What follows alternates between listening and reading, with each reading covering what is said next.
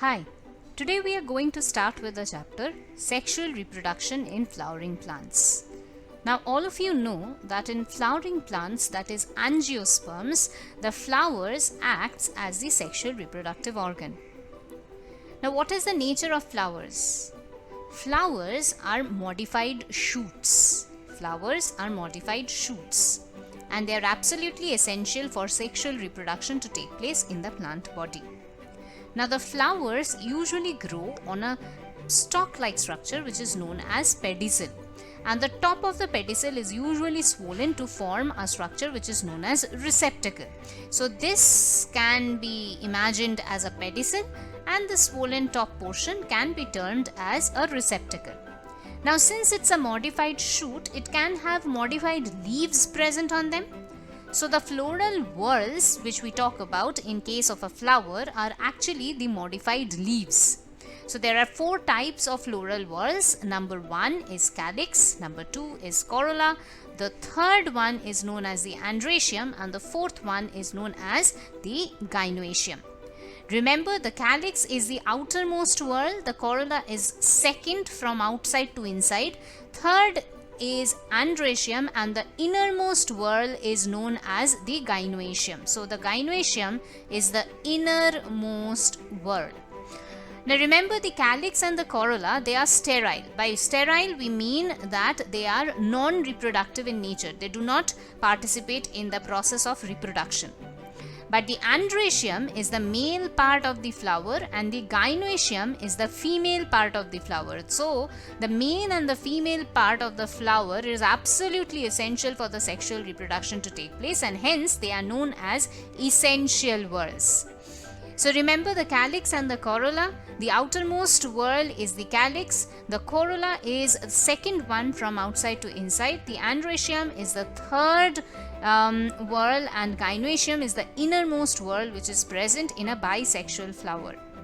The calyx and the corolla are sterile, that means they do not reproduce or are not involved in reproduction process, while the androecium and the gynoecium, they are considered as fertile, that is they are involved in the process of reproduction and are considered absolutely essential or can also be termed as reproductive whorls. So let's go through the diagram which is given there in our NCERT.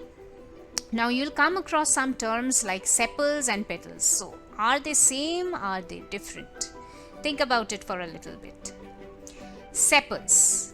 The individual calyx can also be termed as sepals. The individual calyx can also be termed as sepals. So many sepals together can be termed as a calyx. Have you ever seen a bud, a floral bud?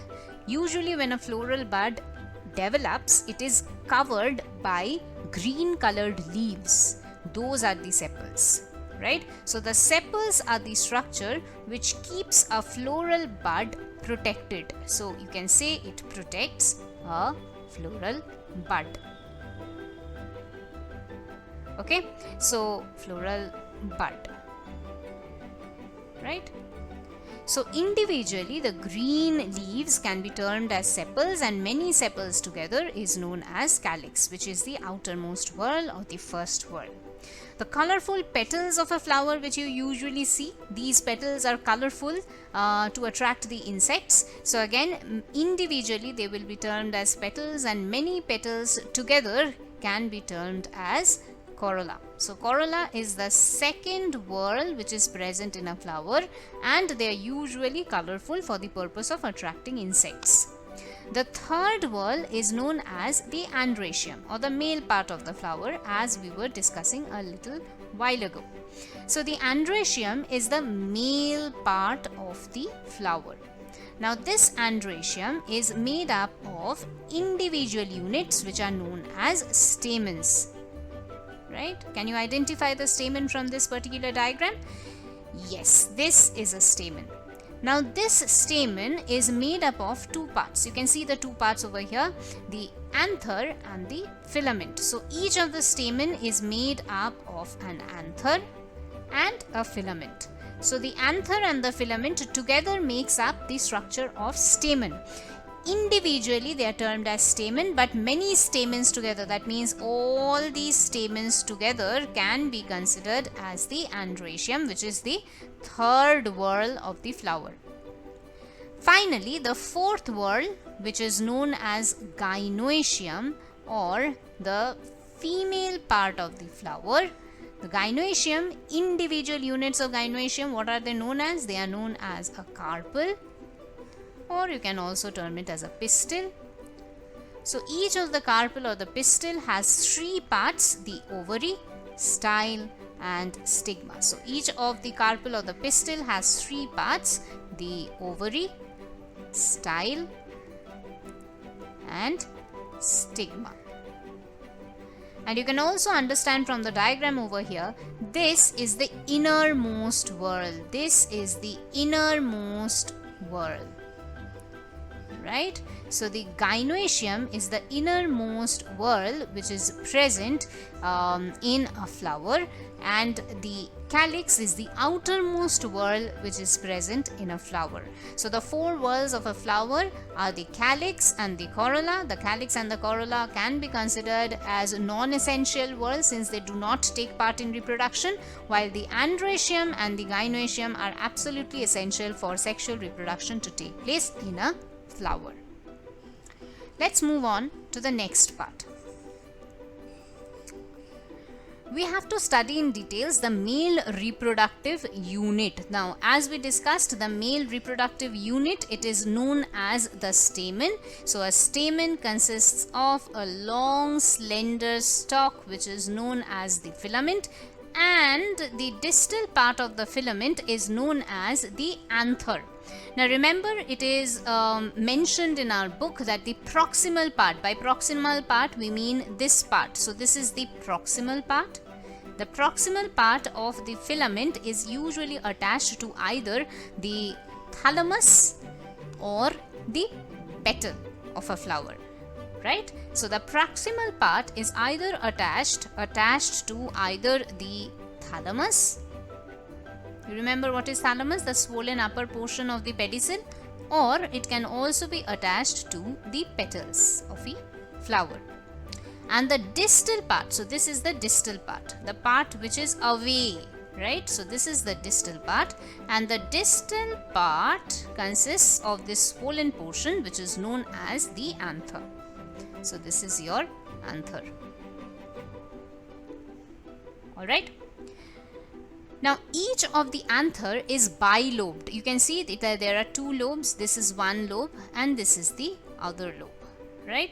So this is the one lobe, this is the first lobe, and this is the second lobe. So there are two lobes which are present in the anther. So that is why we say that the anther is bilobed. And these two lobes are connected by connective tissue. Okay, now if you make a section, try to make a section, like let's make a section like this of the bilobed anther and look at it from the top, then it will look something like this.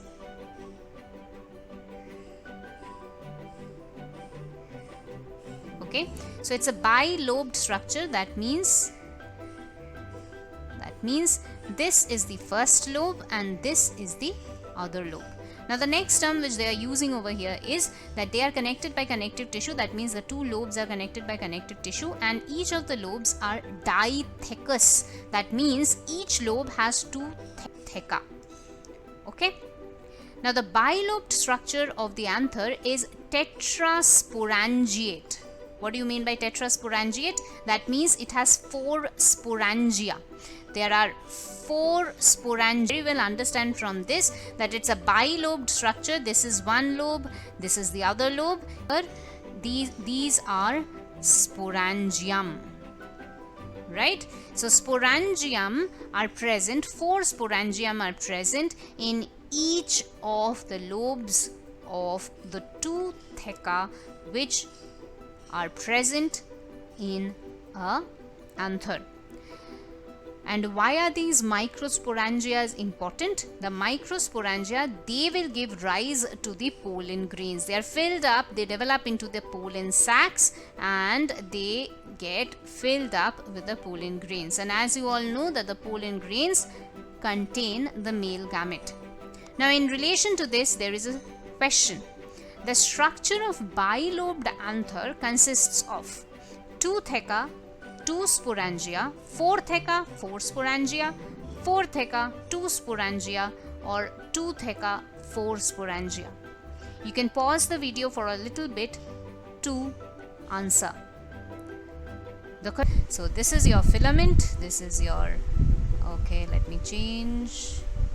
So yeah, this is your filament, this is your anther, this is the proximal part, this is the distal part, right? And this is the cross section of your anther. So you can see there are 2 lobes. This is the first lobe, this is the second lobe, and each of the theca will have a microsporangia inside, or a sporangium inside, and each of the sporangium will give rise to the pollen grains. Alright, okay, let's move on to a microsporangium. Okay, now what is a microsporangium? Usually the microsporangium, these are circular in outline and they have sporogenous tissue inside. Right? Now the microsporangium, they are usually guarded by 4 layers of cell.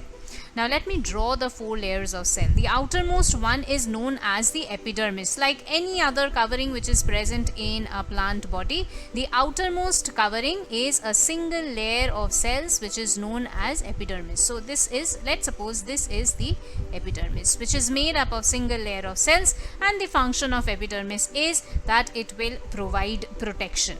Now inner to the epidermis there is another layer, a single layer of radially elongated cells which is known as endothecium. So let's suppose this is the second layer which is known as the endothecium. So your endothecium is made up of radially elongated cells, and it's a single layer again, and it's present inner to the epidermis. What is the function of endothecium? That it will help in the dehiscence of the anther. So that means when the pollen grains are matured enough, the anthers will burst, and the endothecium will help in the release of the anthers at maturity. The third layer is made up of 3 to 4 layers of cells in thickness, and it is known as the middle layer. So the middle layers are made up of 3 to 4 layers of cells, right? So let me draw, this is the first layer, this is the second layer, okay, ye second layer, and this is the third layer. So let me draw 3 layers only, but your middle layers are made up of 3 to 4 layers of cells, okay, and they are situated just below the endothecium. They are ephemeral. Ephemeral means, the word ephemeral means short-lived. These are short-lived. They don't live for long. These are short-lived, and they get crushed soon before maturity, right? Even before the anthers are mature, the middle layers get crushed, and they are short-lived compared to the other layers of the cell.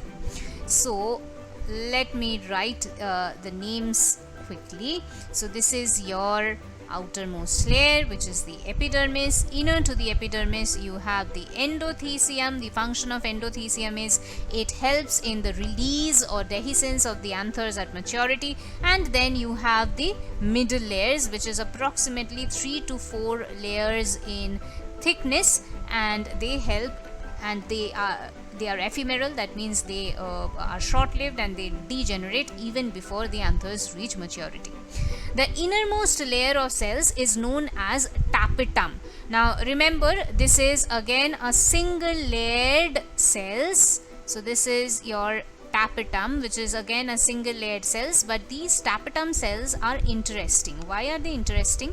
Because they are made up of binucleated or usually multinucleated cells. So your tapetal cells are made up of multinucleated or binucleated cells.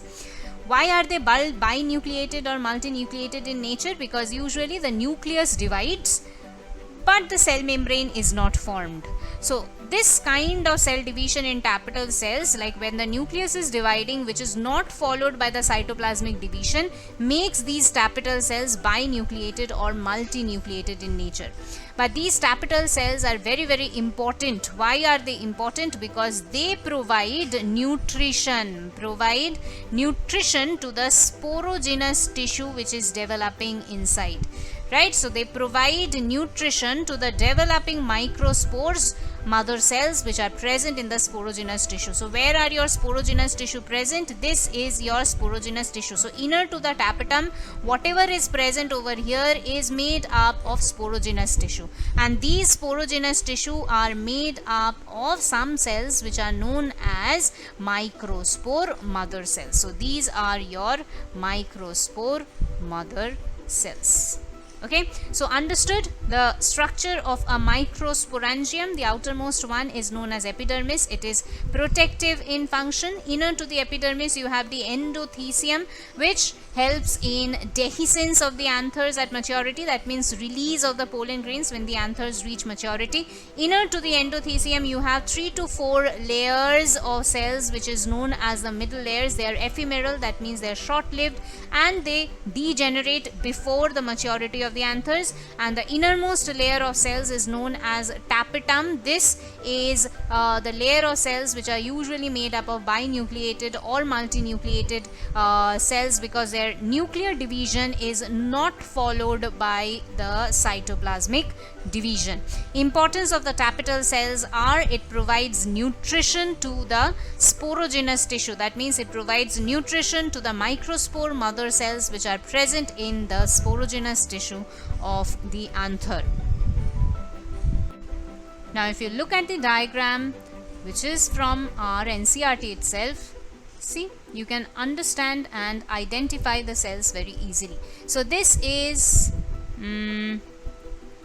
so this is your outermost layer, which is epidermis, and it is protective in function. This is the second layer present just beneath the epidermis, which is known as endothecium, and endothecium helps in dehiscence of the anthers at maturity. The 3 to 4 layers of cells which are known as middle layers, they are ephemeral, that means they are short-lived and they degenerate before maturity. And then eventually the 4th layer of cell, which is the innermost layer of cells known as the tapetum, made up of multinucleated or binucleated cells providing nutrition to the microspore mother cells which are present in the sporogenous tissue. So your sporogenous tissue is made up of these special cells which are known as microspore mother cells. These microspore mother cells are diploid and will enter into meiosis to eventually produce the pollens. Now let's move to microsporogenesis. How exactly the pollen grains are formed. Let's go into the details of microsporogenesis. What is microsporogenesis? Now whenever you come across this word genesis, this means synthesis. So microsporogenesis means synthesis or formation of microspores. Now how are the microspores formed in the plant body? They are formed from these special cells which are known as microspore mother cells. Now remember, the microspore mother cells are diploid in nature. They are diploid, right? So the microspore mother cell, suppose this is one microspore mother cell with a diploid nucleus present inside, this will undergo meiosis. Now if you remember, meiosis takes place in 2 stages. So after meiosis 1 you will get a dyad condition. By dyad you mean that there are 2 cells present over here. So this is one cell, this is the other cell, but the chromosome number has already reduced to half. So suppose if this is a 2n the diploid microspore mother cell, after meiosis 1 you will get a dyad condition where the chromosome number has already reduced to half. But meiosis is not completed. You have to complete meiosis after both the stages of meiosis is over. So meiosis 2 gets completed and now you get a tetrad of cells. So there are now 4 cells present with a haploid nucleus in each of them. So this is a can be termed as a microspore tetrad, and each of the cells of the tetrad are haploid in nature. As you remember that in meiosis the chromosome number gets reduced to half. So if you start with a diploid microspore mother cell, then you will eventually get a tetrad, that is 4 microspores, and each of the microspores will be haploid in nature. Alright, so see this point, each microspore is a unicellular haploid, oval or rounded structure. Each microsporangium, now keep in mind that there are multiple microspore mother cells which are present. There are multiple microspore mother cells which are present in sporogenous tissue. Each of the microspore mother cell, they will give rise to the microspore tetrad, and so many microspores will be formed inside each of the microsporangium, and that is why each microsporangium will contain numerous pollen grains which are released after dehiscence of the anther wall. Each of the microspores, so if you take up each of the microspore, take up one microspore from the tetrad, each of the microspore will develop into a pollen grain. So from one microspore mother cells, how many pollen grain will you get?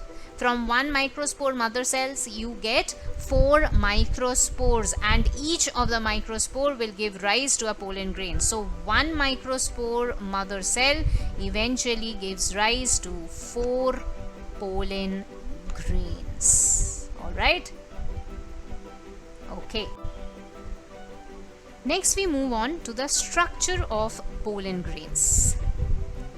Now see, the pollen grains which are formed from the microspores, they need to be protected, because inside the pollen grains the male gametes will be formed, right?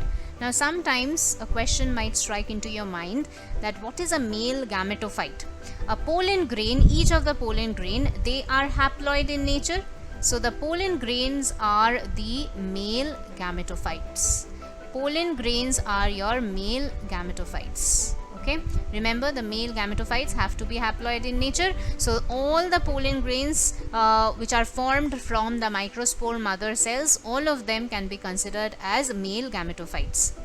Now if you take one pollen grain into consideration, what are they made up of? It has an outer layer which is known as the exine, and an inner layer which is known as the intine, right?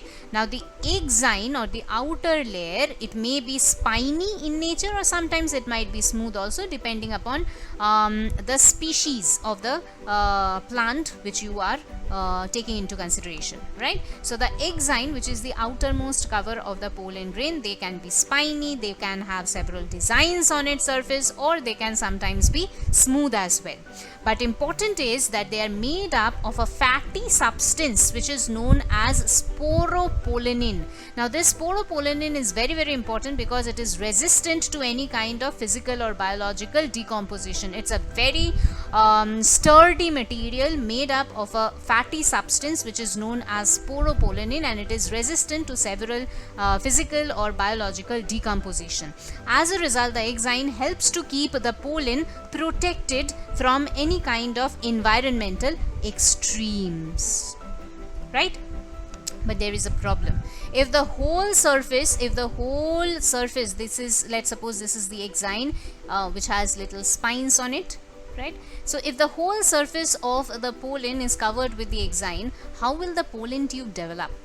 So there are certain portions on the exine where the pollen, where the sporopollenin is absent, right? Those points are known as the germ pores. The germ pores or the germ slits are certain points on the exine where the sporopollenin are absent. Why is this important? Because the pollen tube formation will take place through the germ pores. Alright? Okay. Now the inner layer is known as the intine. Now a question which usually comes, what is intine made up of? An intine is made up of something which is known as pectocellulose. Alright, you have heard about pectin, you have heard about cellulose. So it's a compound which is formed by the combination of pectin and cellulose, something which is known as pectocellulose, and that is what makes up the thin delicate inner layer of the pollen grain, which is known as the intine. Now when the pollen grain germinates, the intine grows into the pollen tube through the germ pore. Now sometimes a question is also asked like this: what is the pollen tube made up of? Now since the pollen tube is developing from the intine, it should be made up of the same substance as a intine is made up of, right? So the pollen tube is also made up of pectocellulose.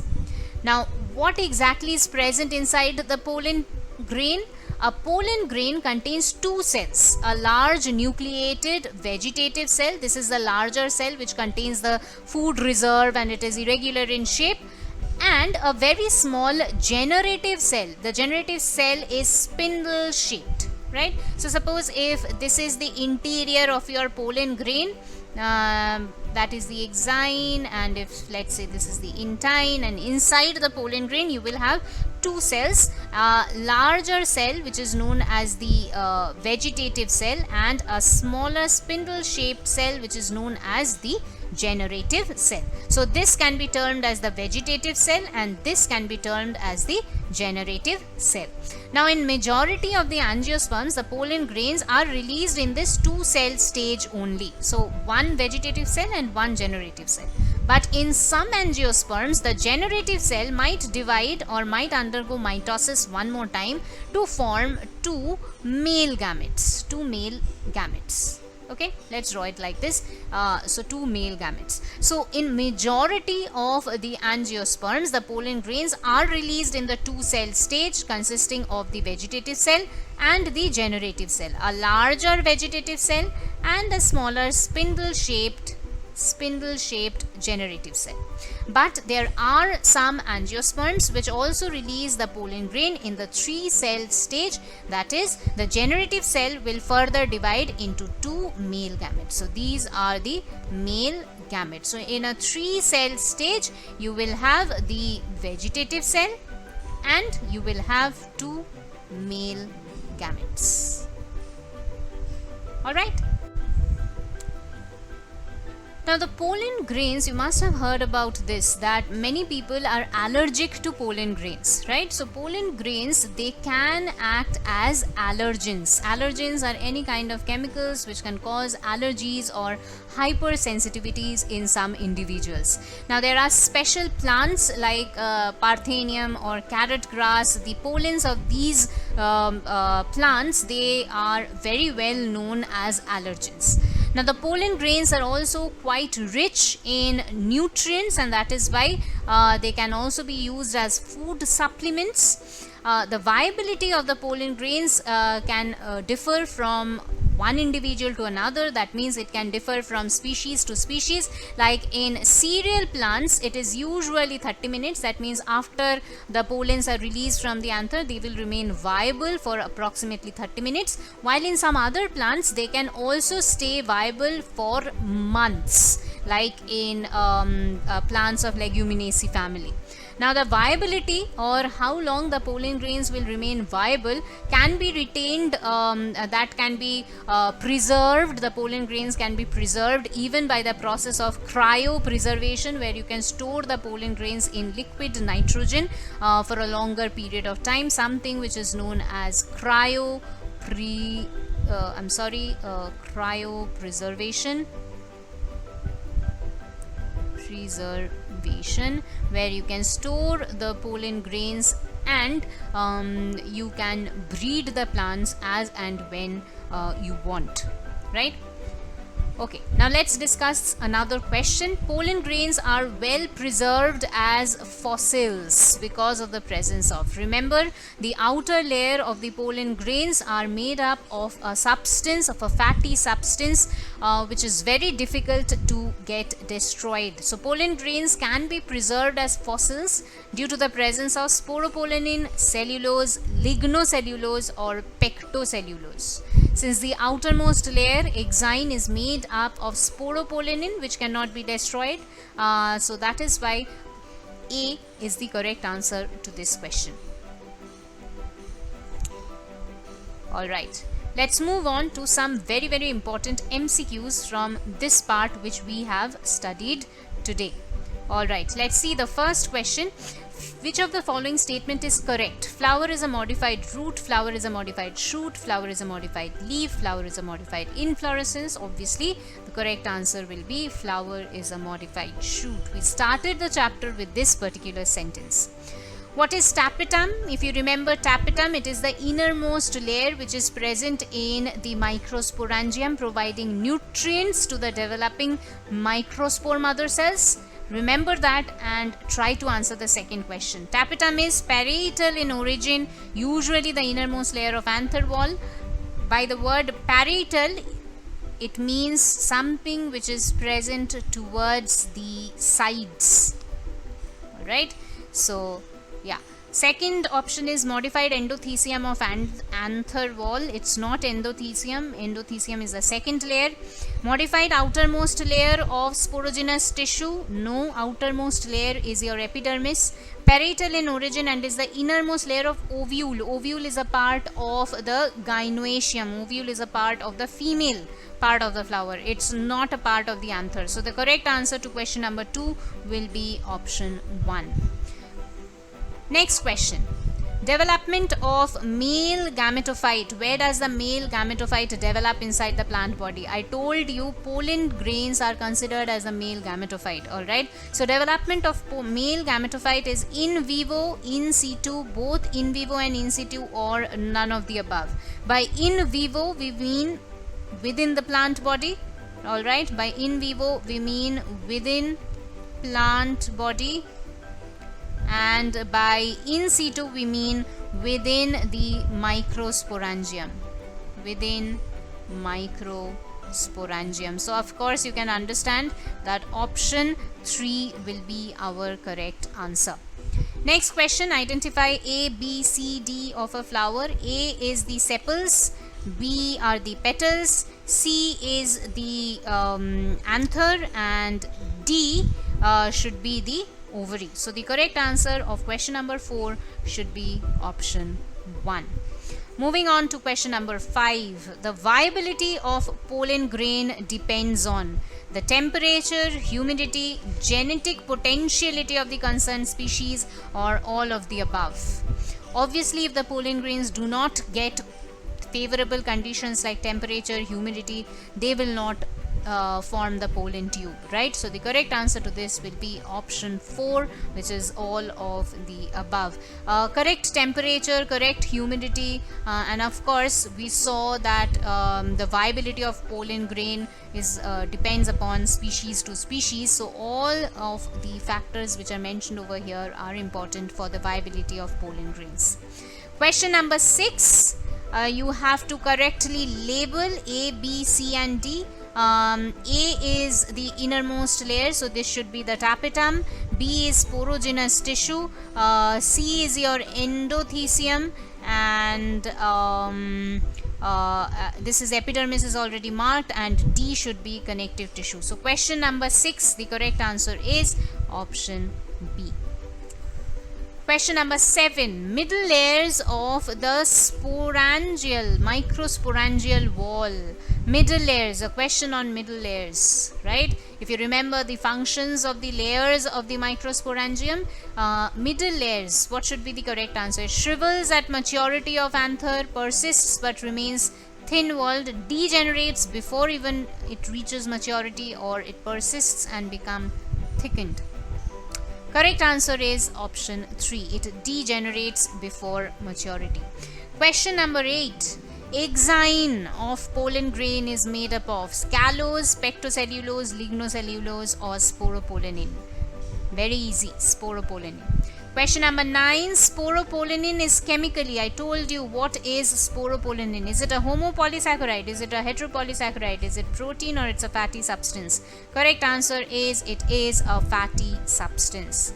Question number 10. The arrangement of floral whorls on the thalamus from the outermost to the innermost. which is the outermost one and which is the innermost one.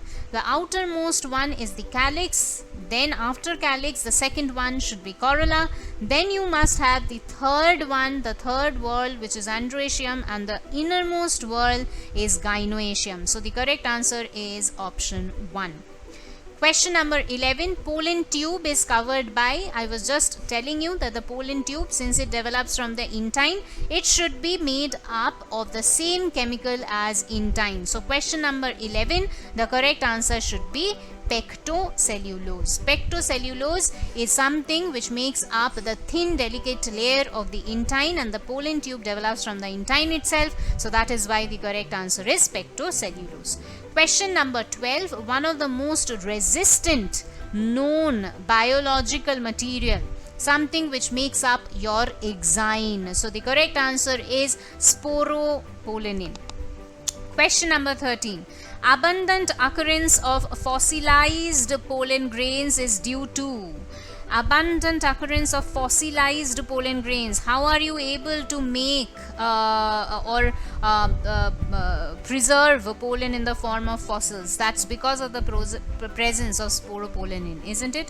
Which cannot be destroyed very easily biologically or chemically by the process of decomposition. So that is why fossilized pollens are common, since sporopollenin makes up the exine. Question number 14. Which of the following statements about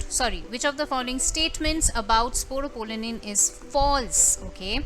Exine is made up of sporopollenin. This is true. Sporopollenin is one of the resistant organic material. This is also true. Exine has apertures called germ pores where the sporopollenin is present. No, it should be absent. Germ pores are the regions where sporopollenin are absent.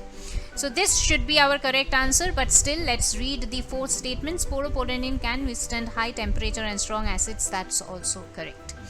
Microsporogenesis is a synonym for spermatogenesis, development of pollen grain, development of male gametophyte, or development of female gametophyte.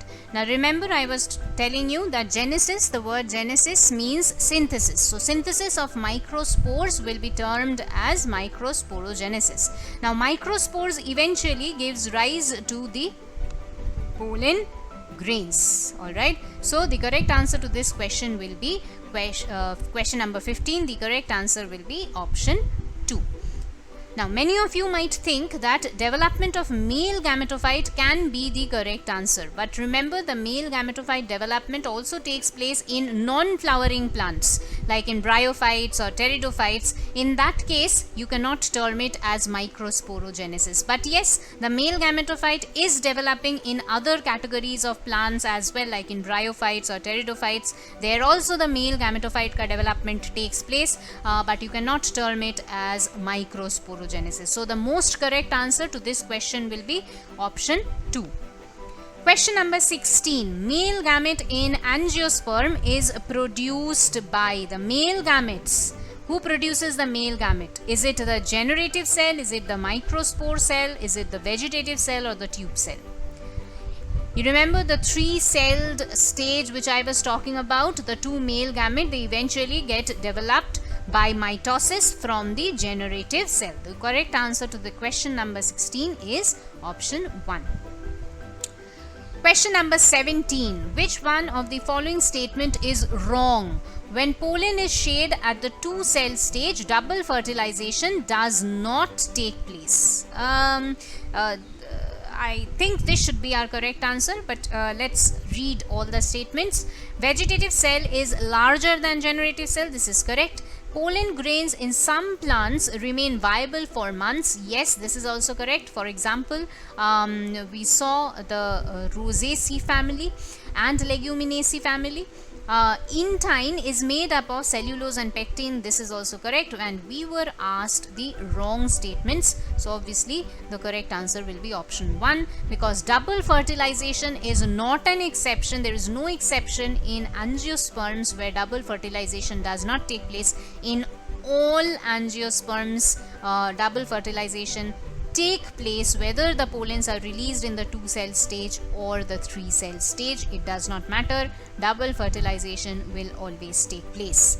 Question number 18. Which one of the following statements is not true? Okay. Pollen grains of some plants can cause allergies and bronchial afflictions in some people. This is a true statement. The flowers which are pollinated by flies and bats secrete foul odor to attract them. This is also correct. Honey is made by bees by digesting pollen collected from the flowers.